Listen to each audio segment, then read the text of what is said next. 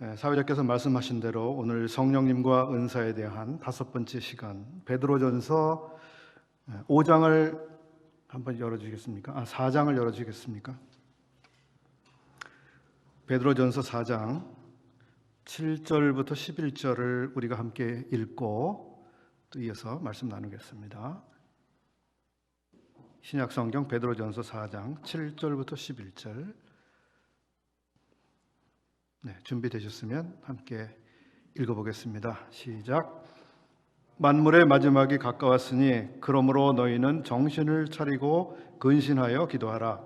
무엇보다도 열심으로 서로 사랑할지니 사랑은 허다한 죄를 덮느니라.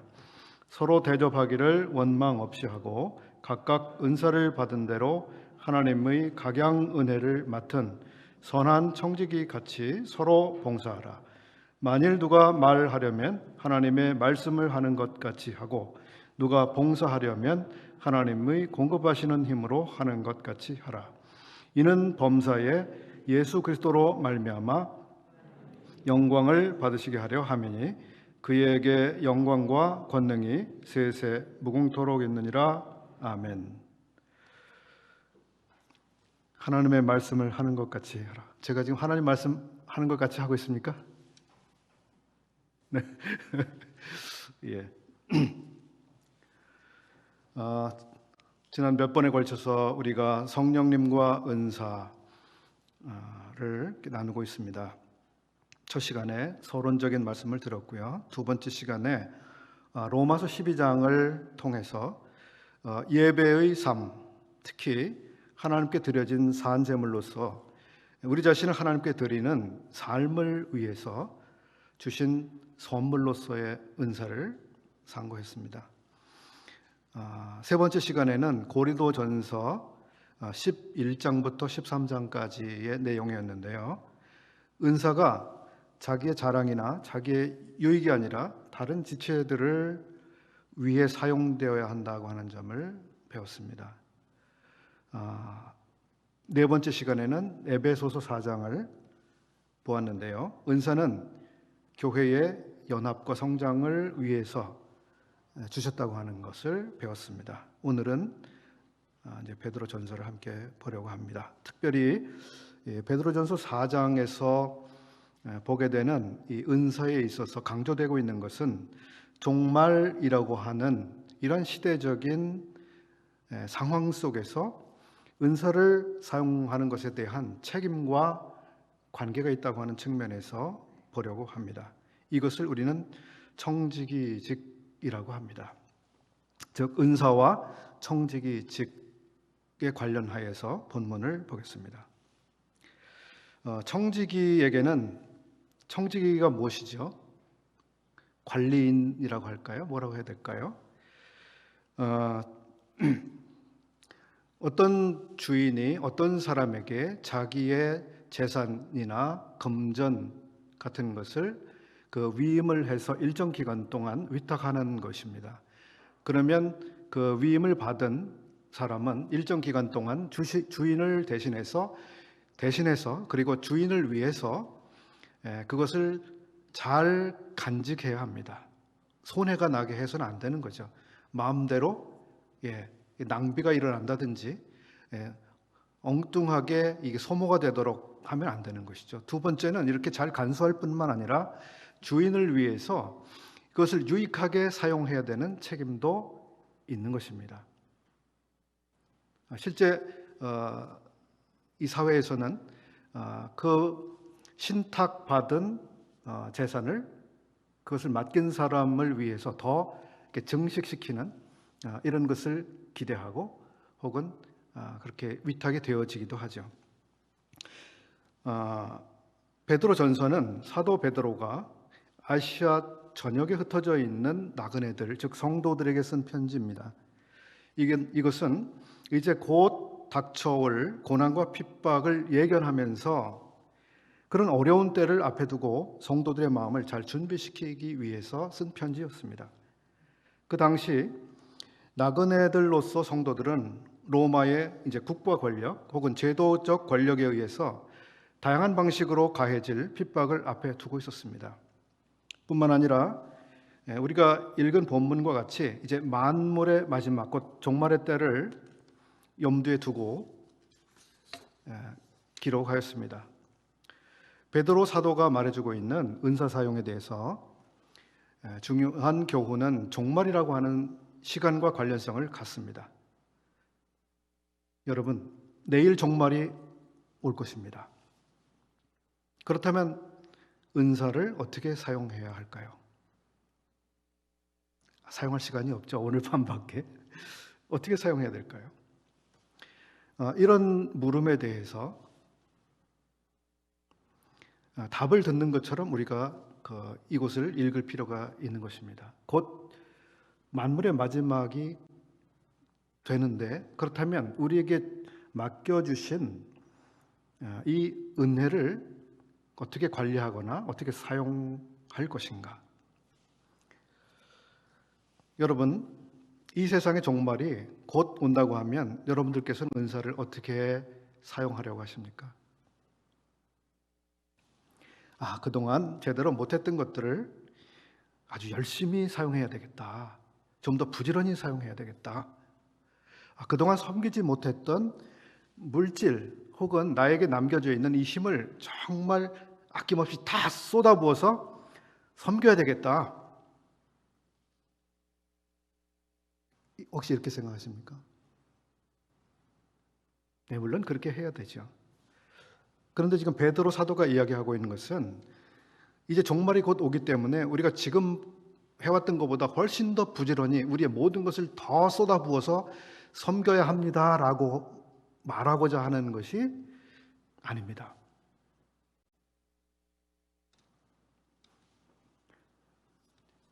우리 종말이라고 하는 것은 여기에는 청지기직과 이제 관계를 맺고 있는데요. 그것은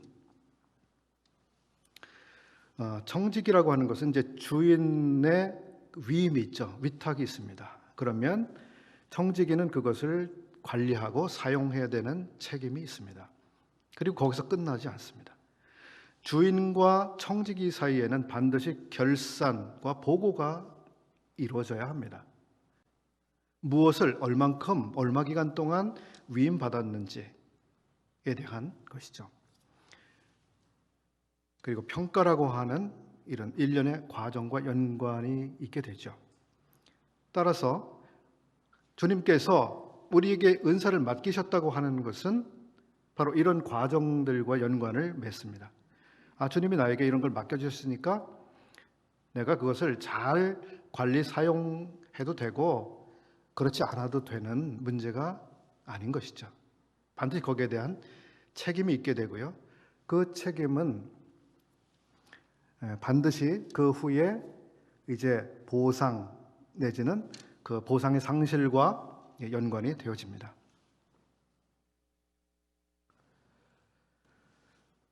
오늘 우리가 살아가고 있는 바로 오늘이라고 하는 이 날도 사실은 우리에게 주신 은사를 어떻게 사용하고 있느냐, 오늘 하루를 은사의 사용과 어떤 연관하에 살았느냐, 시간을 사용했느냐라고 하는 것도 그런 점에서 우리가 생각을 해봐야 하는 대목이죠. 여기 베드로전서 4장을 보게 되면 이제 믿는 사람들에게 주신 은혜에 대한 청지기 직분뿐만 아니라 그 앞부분을 보게 되면 사실은 모든 사람들이 자기의 삶에 대해서 하나님 앞에서 결산과 보고, 평가가 이루어져야 되는 사실을 이야기하고 있습니다. 5절을 보시게 되면 여기 저희가는 누구냐 하면 3절과 4절에 있는 내용이죠. 너희가 음란과 정욕과 술 취함과 방탕과 연락과 무법한 우상 숭배를 하여 이방인의 뜻을 조차 행한 것이 지나간 때가 족하도다. 성도들도 예전에 그랬다고 하는 것이죠. 그러나 여전히 그렇게 사는 불신자들도 여전히 있습니다. 그러므로 너희가 저희와 함께 그런 극한 방탕에 다름질을 하는 것을 저희가 이상히 여겨 비방하나 저희가, 즉 아직 믿지 않는 사람들이죠. 저희가 산자와 죽은 자 심판하기를 예비하신 자에게 직고하리라. 이것은 해명한다고 하는 말이죠. 해명해야 됩니다. 자기의 삶에 대해서. 그래서 믿지 않는 사람들도 자기의 삶에 대한 평가 앞에 서야 되고요. 믿는 사람들도 역시 그렇습니다. 믿는 사람들의 보고는 삶 전반과도 관련이 되고 사역 혹은 섬김과 관계를 맺게 됩니다. 여기서 우리가 보게 되는 것은 은사 사용에 대한 하나님의 평가는 선한 청지기라고 하는 관점에서 평가를 받게 됩니다. 선한 청지기. 우리가 청지기직에 대해서 혹은 은사에 대한 부여 그리고 거기에 대한 평가에 대해서는 가장 우리가 먼저 이렇게 떠올려지는 성경이 있습니다. 바로 마태복음 25장에 나오고 있는 부분이죠. 달란트에 대한 비유. 거기에 보시게 되면 주인이 있습니다. 주인이 종들에게 금돈이죠. 금돈을 각각 맡기고 갑니다. 어떤 사람에게는 5달란트, 어떤 사람에게는 2달란트, 어떤 사람에게는 하나의 달란트를 맡깁니다. 주인은 어딘가로 떠나 있습니다. 그리고 어딘가를 떠났다가 다시 돌아오게 되고 돌아와서 자기가 맡겼던 것에 대한 결산 절차를 진행합니다. 즉 맡겼으니까 뭐 어찌게 사용이 됐는지에 대한 무관심이 아니라 반드시 결산을 하는 과정이 나옵니다. 이 평가 이야기에서 칭찬받을 만한 종들에게 그 주인은 이렇게 이야기합니다. 착하고 충성된 종아, 이렇게 말하고 있죠. 착하고 충성된 종.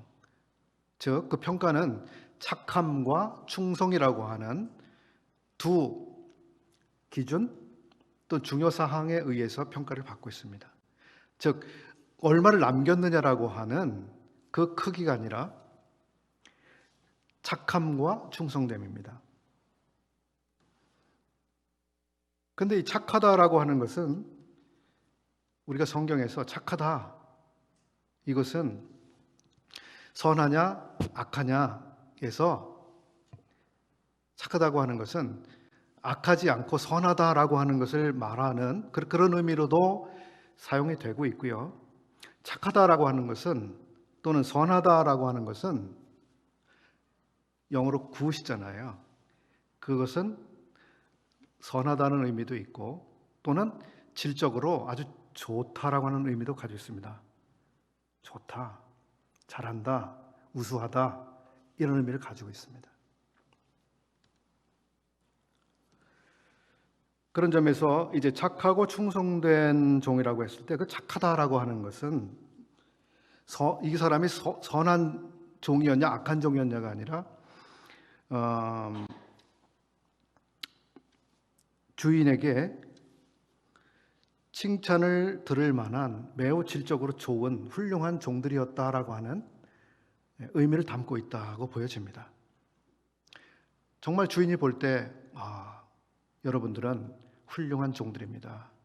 질적으로 정말 잘 해낸 종들입니다. 이런 의미를 담고 있다고 여겨집니다.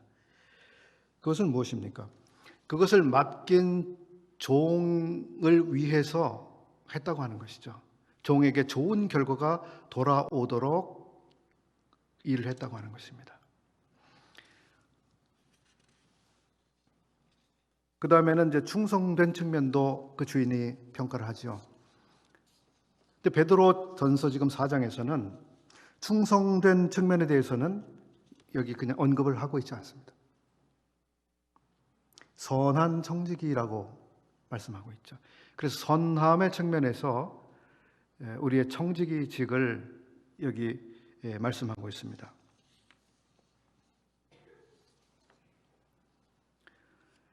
이것은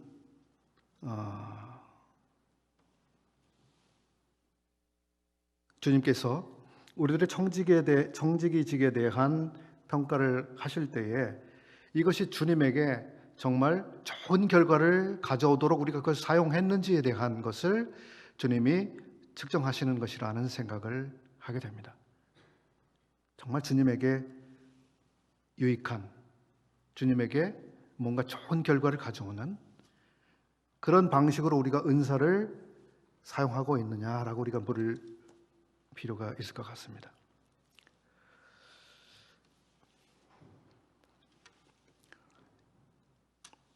각양 은혜를 맡은 선한 청지기.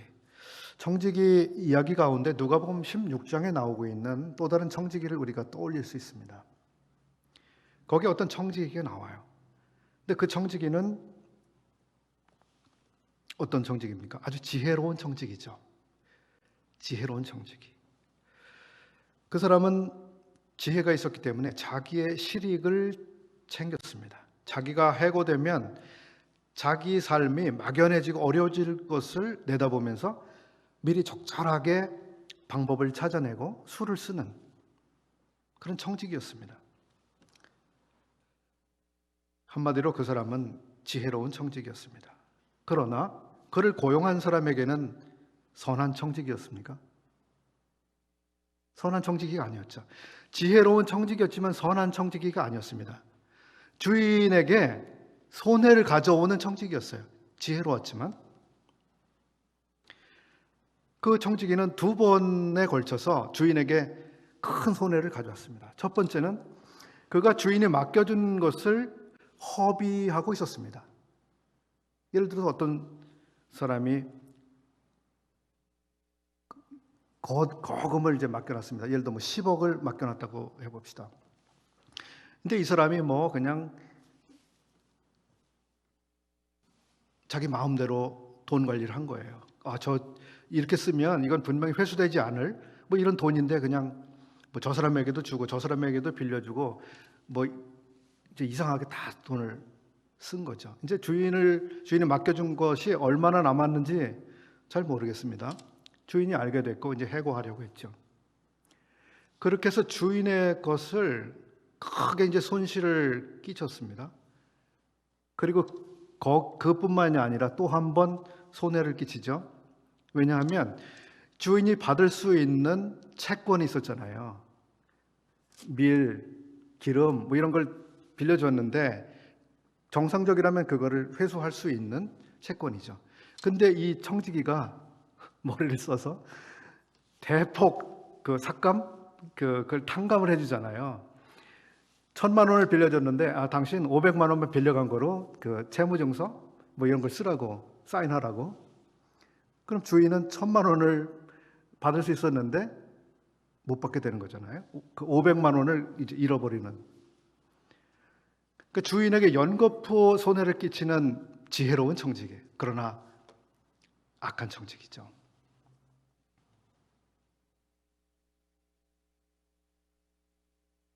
여기 사도 베드로는 우리에게 선한 청지기가 될 것에 대해서 말씀하고 있습니다. 정말 주님에게 어떻게 하는 것이 주님에게 도움이 되고 어떻게 하게 주님에게 좋은 결과를 가져오는 것인지를 우리가 생각해야 되는 것이죠.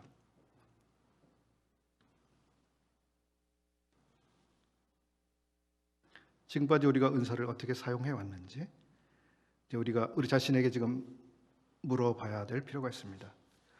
고린도 성도들처럼 자기를 자랑하고 싶어하는 마음, 자기를 드러내고 싶은 마음. 그래서 남의 은사는 존중하지 않고 자기의 은사는 자꾸 이렇게 내보이려 하고 있고 자랑하려 하고 있고요.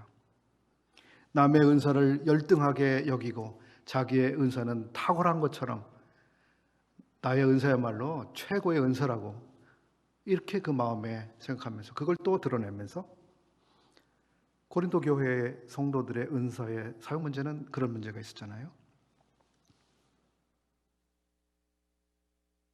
선한 청지기로서의 자세가 아니죠. 그 주인에게 무슨 그게 도움과 유익이 됩니까? 여기 4장에서 만물의 마지막이 가까웠기 때문에 성도들은 세 가지 점에서 서로에 대한 책임이 있다라고 하는 것을 이야기하고 있습니다. 보이십니까? 8절. 무엇보다도 열심으로 서로 사랑해야 된다고 말씀하고 있습니다. 왜냐하면 사랑은 허다한 죄를 덮어줄 수 있기 때문에. 사랑하면 문제로 보여지지 않죠. 반대로 사랑이 없으면 모든 게 문제가 됩니다. 사소한 말도 마음에 걸립니다. 모든 행동이 문제로 느껴집니다. 그런데 사랑하면 아주 나를 서운하게 할 만한 그런 일도 에이 뭐 그럴 수 있지 형제가 그럴 수도 있지 뭐 이렇게 마음에 받아지기도 하죠. 아, 그 형제가 뭐가 그럴 만한 상황이었을 거야. 그러니까 그렇게 했겠지. 이렇게 하면서 우리가 넘어갈 수도 있죠. 근데 우리가 누군가를 사랑하지 않는다면 그 마음에서 이렇게 처리가 안 되는 거예요. 내가 가만히 있나? 가만히 있을 수 없지.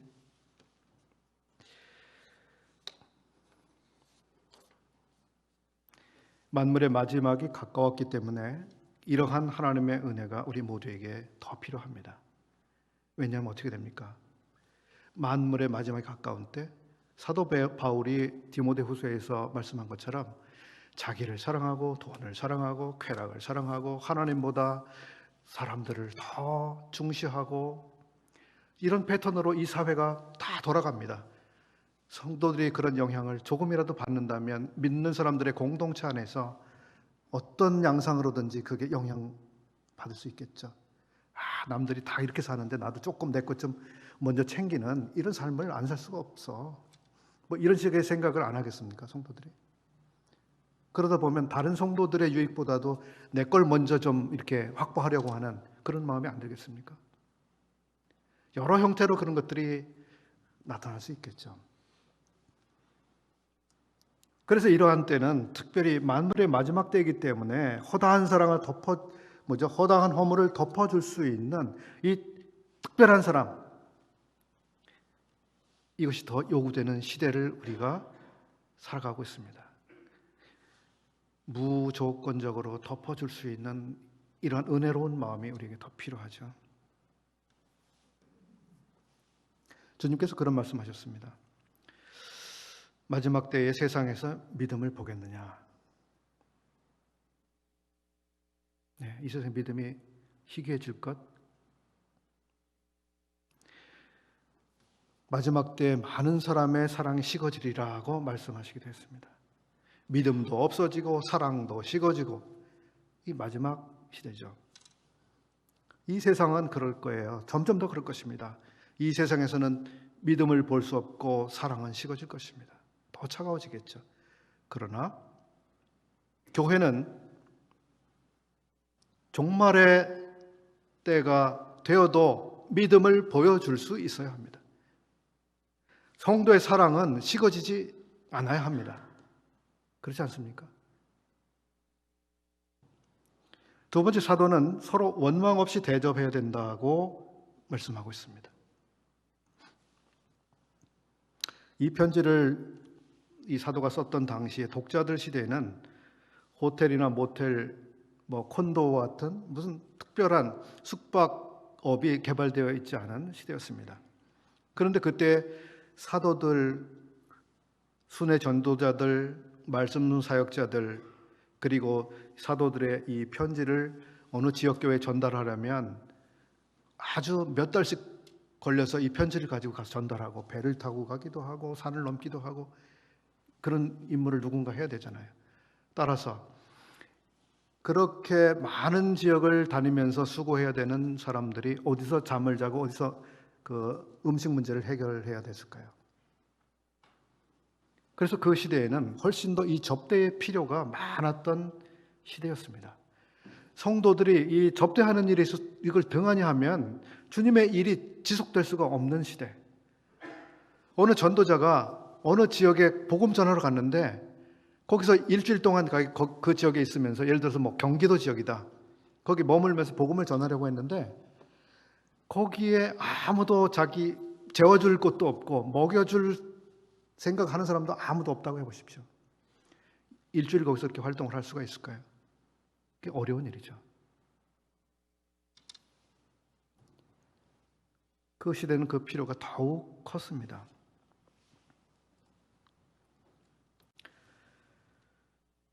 제가 청년 때인데요. 어느 지역 교회에 있었던 사례를 제가 기억합니다. 제가 잘 알고 있는 어떤 형제님이 청년이었어요. 그 청년이 가족들이 거의 다 흩어져 버리는 아주 어려운 상황을 살고 있었는데 자기 혼자 어느 그 지역에서 대학을 다니면서 교회 생활을 하고 있었습니다. 근데 그 사람은 집을 구할 형편도 안 되고 끼니를 자기 스스로 해결할 수 있는 여건도 되지 않고 그런 청년이었습니다. 그런데 그 청년을 그 지역 교회에 사역하시는 분이 그 집에 들어와 살도록 했습니다. 그리고 식사 문제를 해결해 줬습니다. 얼마간 그랬느냐 하면 4년 동안 그렇게 했습니다. 대학 다니는 내내 그 집에서 그렇게 대단한 섬김이죠. 어느 손님이 한 달만 우리 집에 와 있다고 한번 생각해 보십시오.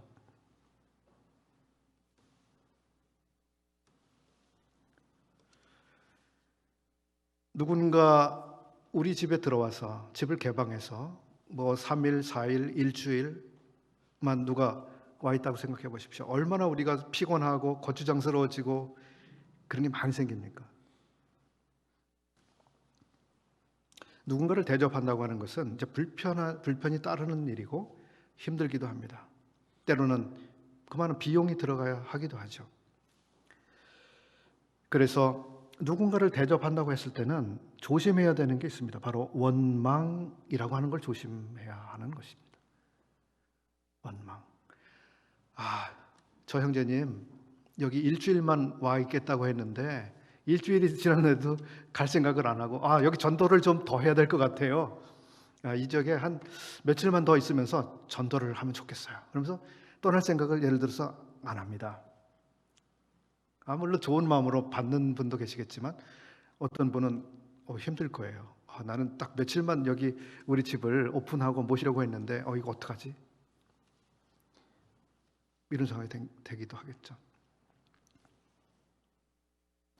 어떤 분은 그런 경우도 있을 거예요.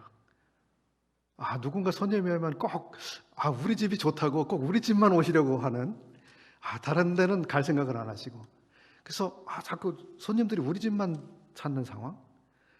근데 우리도 힘들고 지치고 매번 손님들이 왜 우리 집만 오시려고 하지? 이런 상황은 안 생길까요? 다양한 형태로 그 힘든 상황이 발생할 수 있습니다. 그런 때 원망이라고 하는 게 우리 마음에 들어오게 되면 참 어려워지겠죠.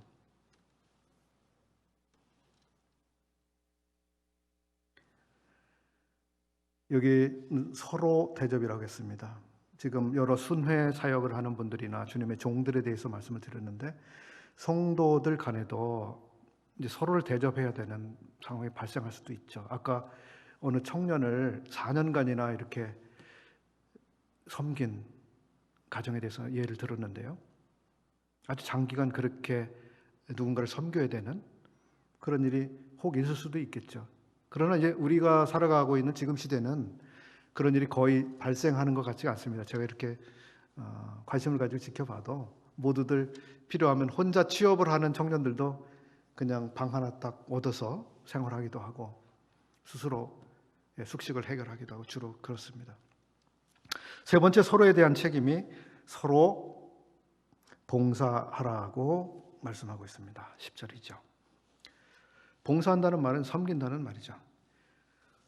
여기 봉사, 섬김이라고 하는 이 말의 그 원어적 의미는 집사라고 하는, 교회 집사라고 하는 말과 똑같습니다. 집사. 집사들이 하는 일을 하는 거죠.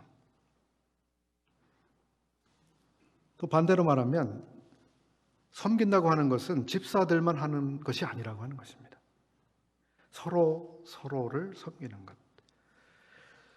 우리가 살아가는 사회에는 안 주고 안 받기 운동을 합니다. 안 주고 안 받기. 왜냐하면 주고받고 하다 보니까 이상한 뒷거래 같은 게 많아져가지고 이 사회가 이상해졌잖아요. 그래서 안 주고 안 받기를 하죠. 근데 성도들 사이에서는 서로에 대한 섬김이 필요합니다. 여기는 교회에서 뭐 장로든 집사든 뭐 교사든 복음 전도자든 어떤 뭐 그런 것에 한정이 되고 있지 않아요. 나이, 성별, 뭐 많이 배웠는지, 혹은 신앙의 연수가 나는 침례받은 지 3개월밖에 안 됐어. 나는 3년밖에 안 됐어. 나는 너무 오래돼서 20년이나 됐어. 그러니까 좀 빼주면 좋겠어. 뭐 여러 가지 예외 사람은 생각해 볼 수 있겠죠. 혹은 경험에 따라서 나는 한 번도 안 해봤는데 어떻게 섬기겠어. 이런 그 이유를 찾을 수도 있겠죠. 나는 이제 너무 오랫동안 섬겼어. 이제 다른 사람들이 섬겨야지. 왜 나만 계속 섬겨야 돼? 이러면서 자기를 슬쩍 빼놓고자 하는 우리 마음이 작동할지도 모르겠습니다. 그런데 이런 모든 예외 없이 서로에 대해서 봉사하라고 하는 것이 주님의 말씀입니다. 모든 사람이 서로를 섬겨야 된다. 근데 섬긴다고 하면 우리가 빗자루를 들고 마당을 쓸고 쓰레기를 줍고 뭐 주방에서 일을 하고 차를 안내를 하고 뭐 등등 이런 것들을 그냥 우선 막 떠올리기가 쉽죠. 근데 이 섬김이라고 하는 건 매우 광범한 의미를 담고 있는 말입니다. 예수 그리스도께서 오셔서 하신 것도 그 섬김이시거든요. 내가 섬기는 자로 있다. 섬기러 왔다. 또 양무리를 맡아서 목양하는 것도 섬김이라고 하는 단어가 사용이 되기도 합니다. 섬김이라고 하는 것은 전도든 목양이든 아주 사소한 것을 뭐 하든 다 사실은 섬김이라고 하는 용어, 이 단어가 가지고 있는 그 의미에 다 포함이 되고 있습니다. 그러면 누구나 다 섬겨야 되고 어떤 것이든 다 섬겨야 되는가에 있어서 우리는 누구든 빗자루 하나 들 수 있는 힘이 있어요. 그리고 빗자루로 더러운 거를 쓸어낼 수 있는 걸 못할 사람이 아무도 없죠. 그 정도는 다 합니다. 그런 점에서 그런 종류의 섬김은 누구나 할 수 있는 상황이 되고 필요가 있으면 할 수 있는 봉사죠. 그렇다고 해서 모든 사람이 똑같이 다 빗자루를 들고 똑같이 다 청소를 해야 된다고 말씀드리는 것은 아닙니다. 왜냐하면 섬길 수 있는 기회들과 섬길 수 있는 방법은 수도 없이 많이 있습니다. 그리고 다양하죠.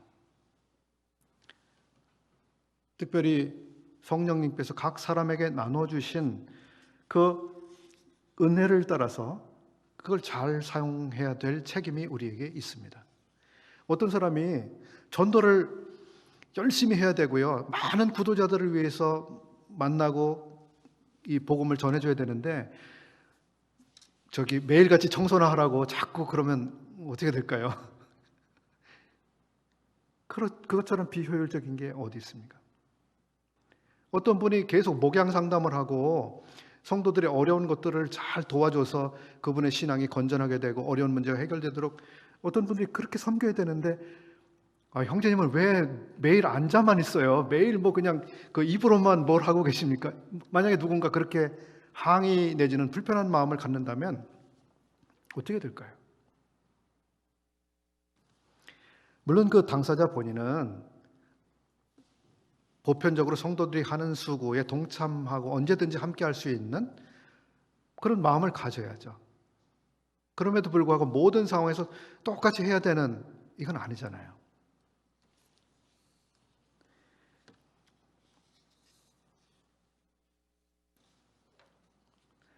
어떤 분들은 아주 단순하게 봉사하는 일을 하실 수 있습니다. 그런가 하면 어떤 분들은 은사가 이렇게 확실하게 드러나고 또 많이 경험함으로 훈련되지 않으면 잘 섬길 수 없는 그런 류의 은사도 있습니다. 그런데 우리가 가끔 오해를 할 수 있죠. 저분은 은사가 탁월하니까, 저 은사는 가장 중요한 은사니까 저분은 우리보다 더 뛰어나신 분이야. 혹은 본인이 그렇게 생각을 하는 경우가 있을 수 있을까요? 나는 내 은사는 더 중요하기 때문에 다른 성도들의 은사보다 나는 더 중요한 일을 하고 있어. 만약에 그런 식의 생각을 하게 되면 어떻게 될까요? 사실은 모든 은사들이 중요하고요. 거기에는 계급적 차이가 전혀 없습니다. 어떤 은사가 더 중요하고 어떤 은사는 좀 소홀히 돼도 되는 이런 것이 없습니다.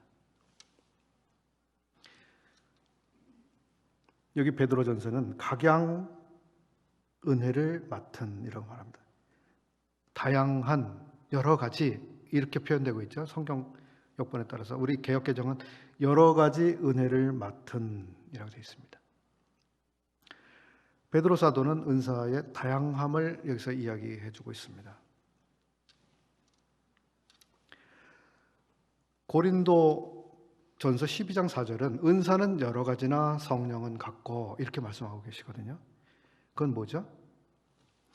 은사는 다양할 수 있지만 그러나 그걸 주신 분은 그 성령은 같은 분이시다라고 이렇게 그 문장을 함으로 인해서 다양성 안에서의 통일성과 하나됨을 강조하고 있습니다. 그런데 여기 베드로 사도는 다양성을 이야기하고 있습니다. 즉 하나됨과 통일성도 중요하지만 그러나 우리가 은사가 다양할 수 있다라고 하는 것에 대해서 우리 마음을 오픈해야 한다고 하는 것입니다. 전도를 하는 분도 다양할 수가 있습니다. 그렇죠? 어떤 분은 문서 전도를 할 수가 있고 어떤 사람은 말로 할 수도 있고 어떤 사람은 노인들에게 더 전도를 잘하는 분이 있을 수도 있고요. 어떤 분은 어린이들에게 전도 잘하는 사람이 있을 수도 있고요. 다양할 수가 있습니다. 어떤 사람들은 나그네 외국인들에게 잘할 수도 있고요. 어떤 사람들은 전도자는 우리 또 청소년들에게 잘할 수도 있고 뭐 다양할 수가 있잖아요. 가르치는 건 안 그렇겠습니까? 가르치는 것도 똑같죠. 어린이들에게 하나님 말씀을 잘 가르쳐주는 사람, 청소년들에게 하나님 말씀을 이해가 잘 되도록 그리고 마음이 변화되도록 잘 가르치는 교사가 있을 수 있죠. 청년들에게 그렇게 할 수 있는 사람이 있죠. 노인들에게 그렇게 할 수 있는 사람이 있죠. 그 중에 어떤 분들은 그런 뭐 구분 없이 모든 분들에게 잘 복음도 전하시고 잘 가르쳐주는 교사가 있을 수도 있고요. 그러나 다양할 수 있습니다.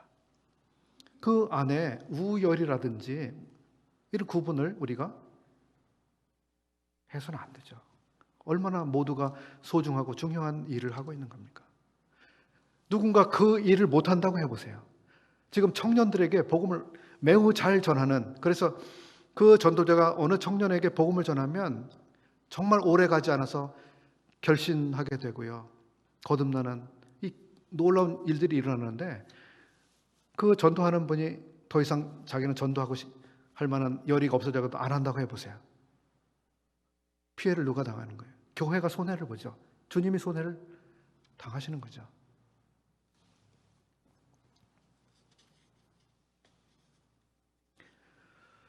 베드로 사도는 서로에 대한 책임에 대해서 여기 이야기를 하고 그 다음에 하나님의 말씀을 하는 사람들 그리고 봉사하는 사람들에 대해서 유의해야 될 점을 말해주고 있습니다.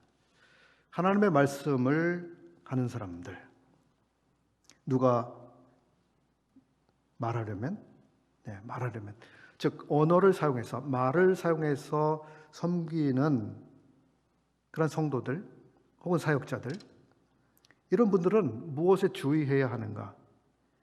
그분은 자기가 하는 말이 하나님의 말씀을 하는 것 같이 해야 된다. 이 말씀이 무슨 뜻일까요?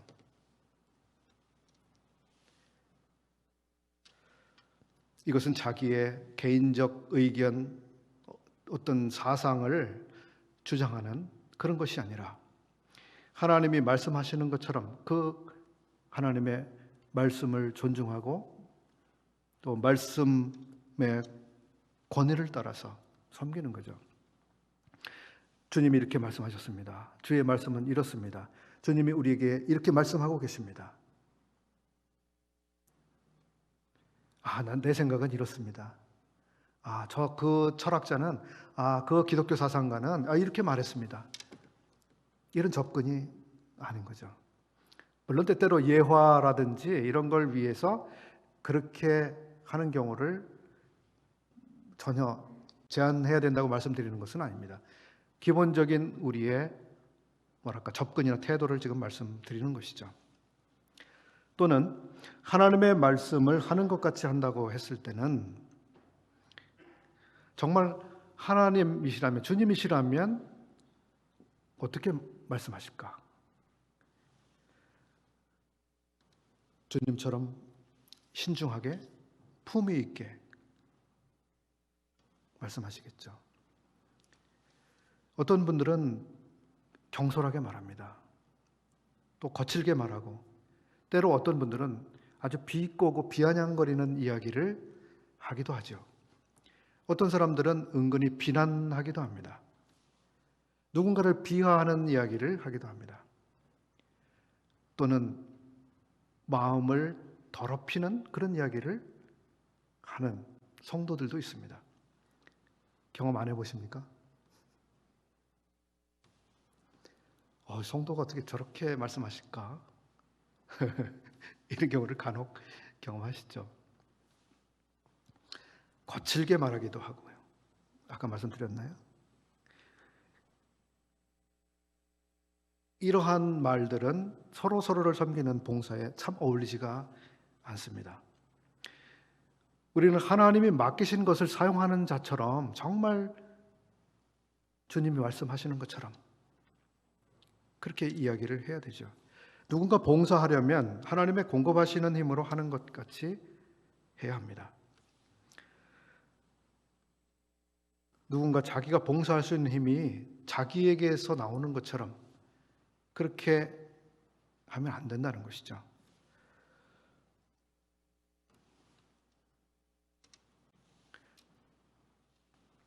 바울은 자기의 전도함이 자기 지혜나 자기 능력이 아님을 매우 강조했습니다.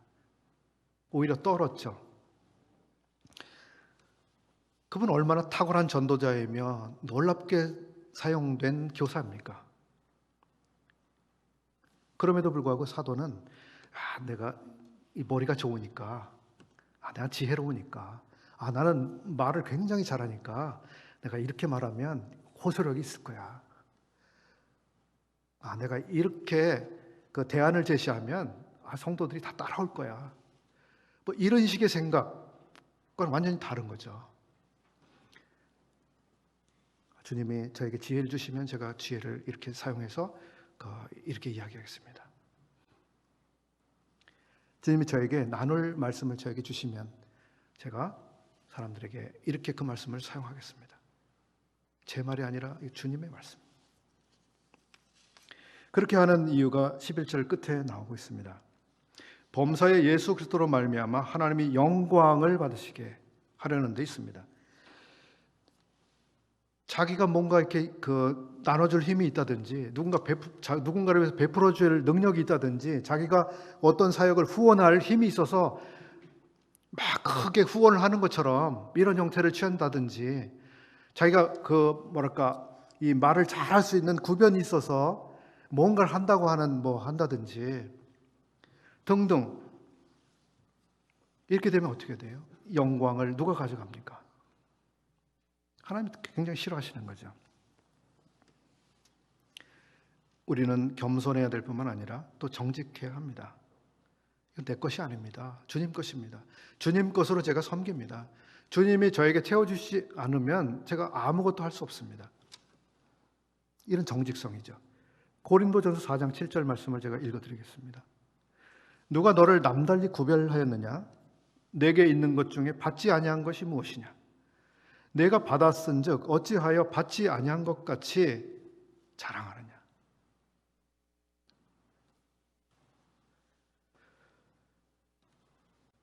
오늘 저녁에 우리는 성령님과 은사라고 하는 주제 안에서 이제 베드로전서를 통해서 만물의 마지막이라고 하는 이런 특별한 시대 안에서 성도들에게 요구되어지는 세 가지를 살폈습니다. 서로에게 해야 될 것,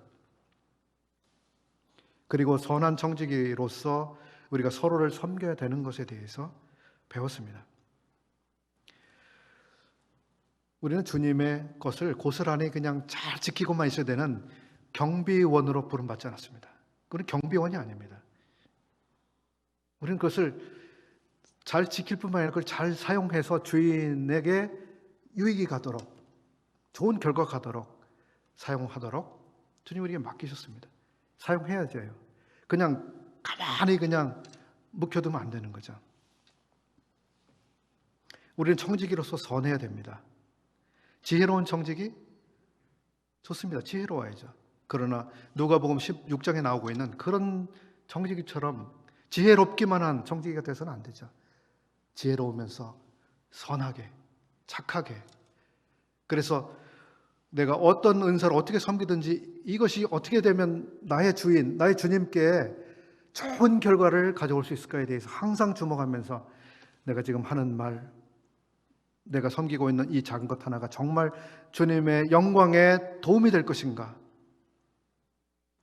나도 조금 칭찬 좀 받아야지.